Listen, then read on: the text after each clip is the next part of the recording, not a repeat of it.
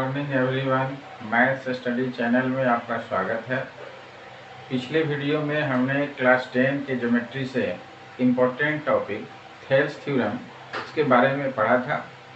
आज हम converse of Thales theorem के बारे में पढ़ेंगे। तो आइए देखते हैं कन्वर्स ऑफ थेल्स थ्योरम होता क्या है और इस पर किस तरह का क्वेश्चन पूछा जाएगा।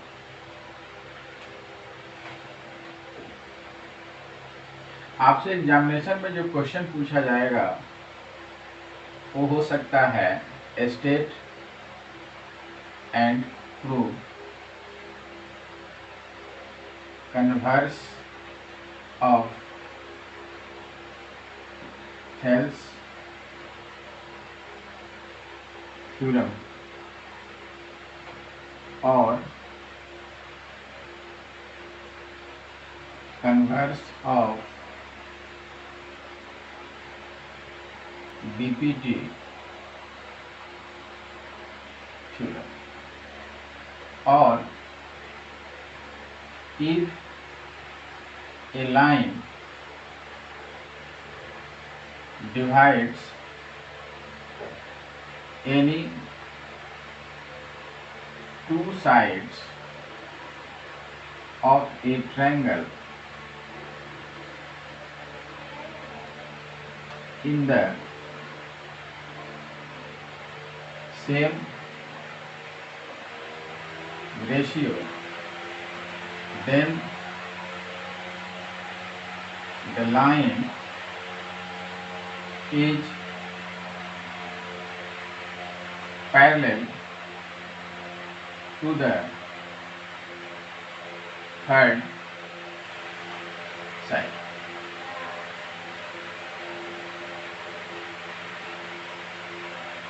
यानी थेल्स थ्योरम का कन्वर्स को स्टेट कीजिए और उसको प्रूव कीजिए, या अगर कोई लाइन किसी ट्रायंगल के दो साइड्स को सेम रेशियो में डिवाइड करता है तो प्रूव कीजिए कि वो लाइन थर्ड साइड के पैरेलल है। तो इसके लिए फर्स्ट ऑफ ऑल हम क्या करेंगे कि एक ट्रायंगल बनाएंगे। सपोज दैट मान लीजिए कि ये आपका ट्रायंगल है, जिस ट्रायंगल का नाम है ट्रायंगल एबीसी, और एक लाइन डीई जो है साइड एबी को पॉइंट डी पर और साइड एसी को पॉइंट ई पर इस प्रकार इंटरसेक्ट करती है कि साइड एबी के दो पार्ट एडी और बीडी का रेशियो एई और ईसी के रेशियो के इक्वल्स है। तो हमें प्रूव करना है कि लाइन डीई जो होगा वो बीसी के पैरेलल होगा। तो फर्स्ट ऑफ ऑल हम इसका गिवन लिखेंगे।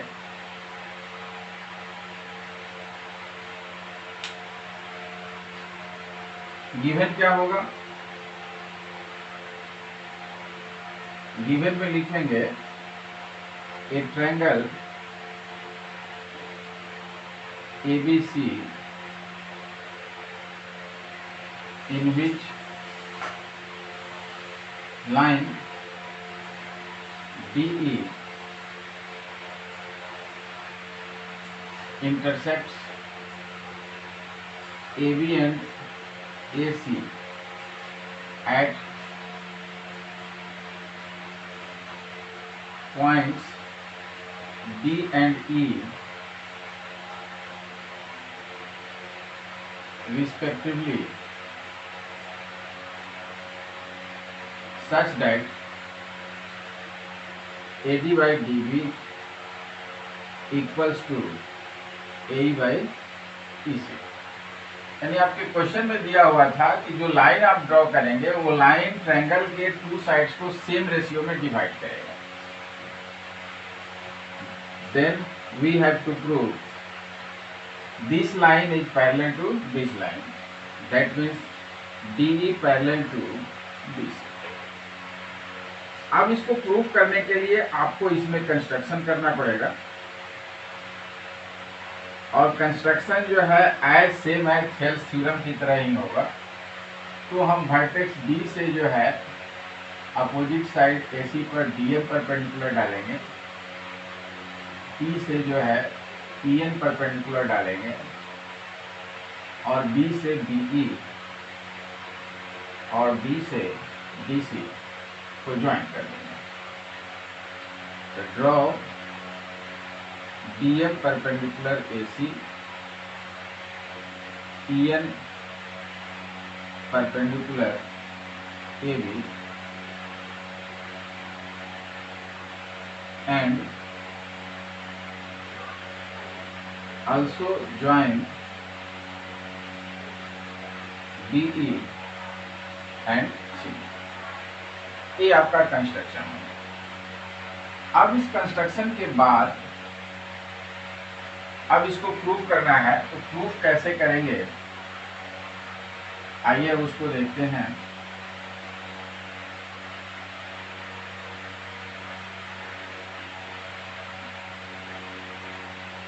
प्रूफ करने के लिए लेफ्ट साइड में जो है, जो साइड AB है, इस पे ड्रॉ किया गया एल्टीट्यूड EN है और EN जो है ट्रायंगल ADE और ट्रायंगल BDE दोनों के लिए एल्टीट्यूड है। तो पहले हम क्या करेंगे कि area of triangle ADE calculate करेंगे। तो area of triangle ADE equals to half into base AD into altitude EN। इसको हम इक्वेशन फर्स्ट ले लेंगे। एरिया ऑफ ट्रायंगल BDE, तो BDE ट्रायंगल जो है इसका एरिया हो जाएगा हाफ इंटू बेस यानी DB इंटू एल्टीट्यूड EN। ये आपका हो जाएगा इक्वेशन सेकंड। अब क्या करेंगे कि इक्वेशन फर्स्ट को सेकंड से डिवाइड करेंगे। Dividing equation first by second we have, तो जब डिवाइड करेंगे तो रिजल्ट क्या आएगा, area of triangle ADE by area of triangle BDE equals to half multiply AD multiply EN by half multiply DB multiply EN। Half से half cancel हो जाएगा, EN से EN कैंसिल हो जाएगा। This implies area of triangle ADE by area of triangle BDE equals to AD by DB। ये आपका हो गया इक्वेशन। अगेन अब जो अनदर एल्टीट्यूड है राइट साइड वाले साइड पर DM, तो इसके लिए ट्रायंगल ADE में बेस आपका AE हो जाएगा और दूसरा ट्रायंगल जो CDE बन रहा है इसके लिए बेस EC हो जाएगा। तो पहले हम ट्रायंगल ADE का एरिया निकालेंगे। Area of triangle ADE equals to half into base AE और बेस AE पर वर्टेक्स B से ड्रॉ किया गया एल्टीट्यूड DM। ये आपका हो गया equation 4। Area of triangle CDE, तो CDE ट्रायंगल के लिए बेस आपका हो जाएगा CE हाफ इंटू EC और एल्टीट्यूड हो जाएगा DM। ये हो गया आपका equation 5। Dividing equation 4 by 5 we have area of triangle ADE by area of triangle CDE equals to half into AE into DM by half into EC into DM। Half से half cancel हो जाएगा, DM से DM cancel हो जाएगा। This implies area of triangle ADE by area of triangle CDE equals to हो जाएगा आपका AE by EC। इसको हम मान लेंगे इक्वेशन 6। गिवन, अब आपका जो क्वेश्चन है इसमें कंडीशन आपको दिया हुआ है AD by DB equals to AE by EC। Given AD by DB equals to AE by EC।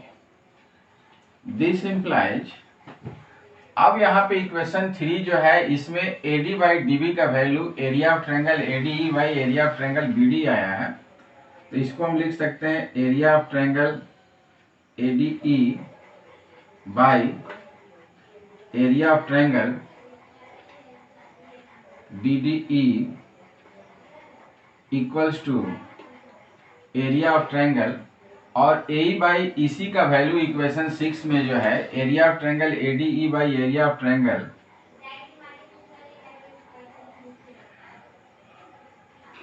Triangle CDE है। अब यहाँ पर ADE दोनों साइड में है, तो एरिया ऑफ ट्रायंगल ADE और एरिया ऑफ ट्रायंगल CDE दोनों कैंसिल हो गया।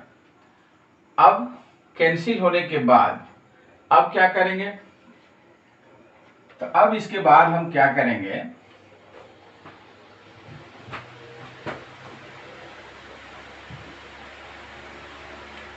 अब हम लिखेंगे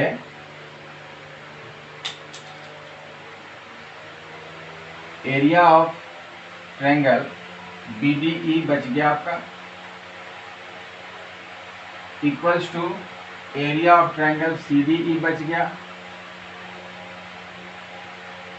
और ट्रायंगल BDE और ट्रायंगल CDE, BDE और ट्रायंगल CDE दोनों का बेस DE है, तो यहां पे लिखेंगे कि but triangle BDE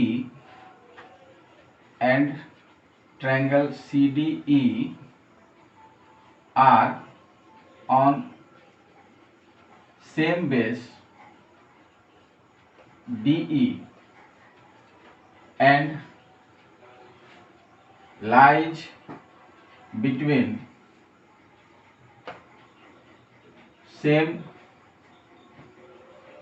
line DE and BC।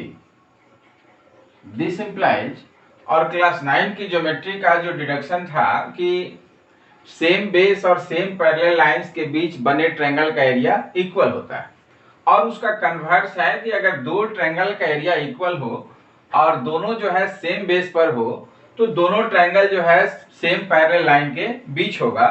तो यहाँ पर ट्रायंगल BDE और ट्रायंगल CDE दोनों का बेस जो है सेम है यानी DE है, और दोनों ट्रायंगल जो है लाइन DE और BC के बीच लाइज कर रहा है, इसलिए लाइन DE और BC जो है पैरेलल हो जाएगा। Therefore line DE is parallel to BC। ये आपका थ्योरम्स जो है प्रूव हो गया। अब आप इसको राइट डाउन कर लीजिए, तो फिर इसके बाद हम लोग इसका सेकंड मेथड देखेंगे कैसे प्रूफ होगा। ये फर्स्ट मेथड था, ये मेथड आपका थोड़ा सा लंबा था। अब जो सेकंड मेथड होगा वो थोड़ा सा छोटा होगा और इससे इजी होगा। अब आप इसको राइट डाउन कर लें।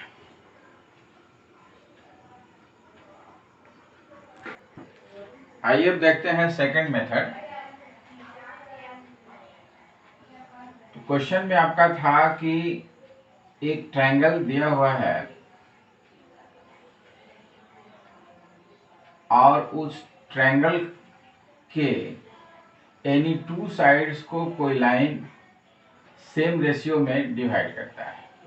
ये लाइन DE हो गया, ये साइड AB और AC को सेम रेशियो में डिवाइड करता है, तो आपको शो करना है कि DE जो है वो BC के पैरेलल होगा।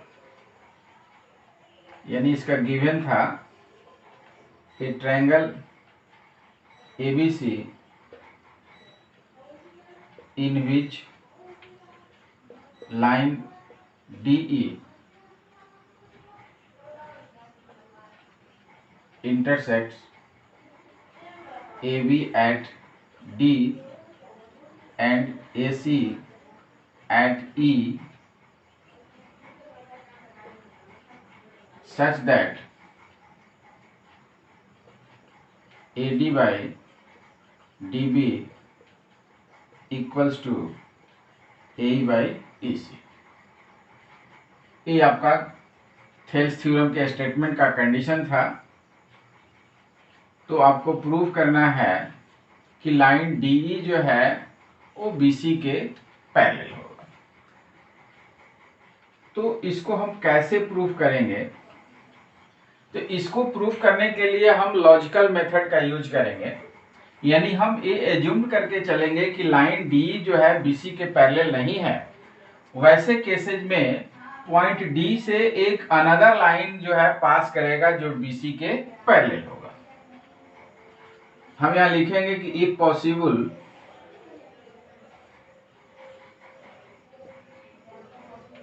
Late DE is not parallel to BC, then there must be another line which parallel to BC। वह अनदर लाइन क्या होगा? उस लाइन को हम DF मान लेंगे। तो लेट DF पैरेलल BC। इस पॉइंट D से जो है एक दूसरा लाइन हम खींचेंगे DF जो BC के पैरेलल होगा। अब हम लिखेंगे in triangle ABC DF parallel BC। DF जो है BC के पैरेलल है। अब इसमें BPT हम यूटिलाइज करेंगे तो हमारा रिजल्ट आ जाएगा AD by DB equals to AF by FC। इसको हम इक्वेशन 1 एज्यूम कर लेंगे। गिवन, और हमारा जो क्वेश्चन था उसमें गिवन कंडीशन है AD by DB equals to AE by EC। AD by DB equals to AE by EC। ये सेकेंड इक्वेशन हो गया। फ्रॉम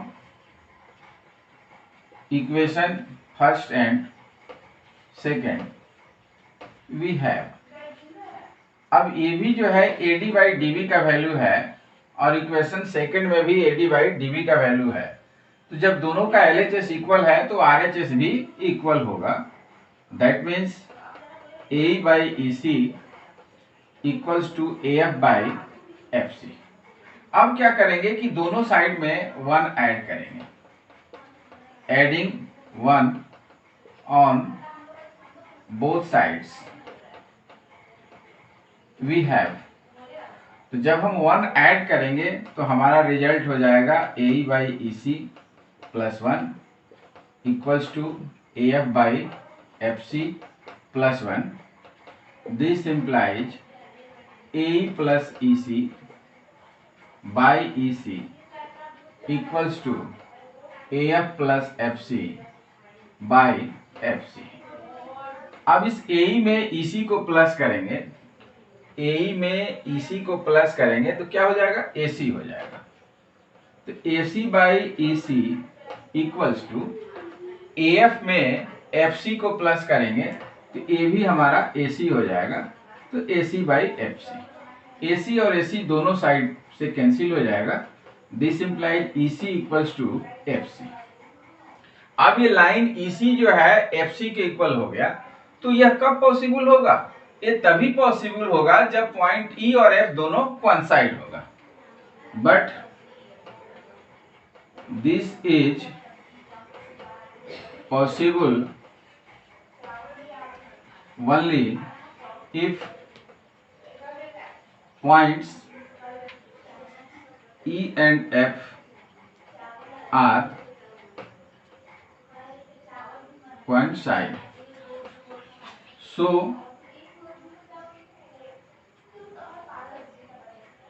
तो जब E और F आपका coincide हो जाएगा तो आपने DF को जो है BC के पैरेलल एज्यूम किया है, और F जब पॉइंट E पर आ जाएगा तो DE क्या हो जाएगा, पैरेलल हो जाएगा. सो DE पैरेलल BC. अब आपका थ्योरम प्रूव हो गया. अब आप इसको राइट डाउन कर लीजिए. अब अगले वीडियो में हम लोग कन्वर्स ऑफ थेल्स थ्योरम पे बेस्ड एनसीईआरटी के एक्सरसाइज 6.2 के प्रॉब्लम्स को सॉल्व करना सीखेंगे. Thanks for watching. Please like, share and subscribe my channel.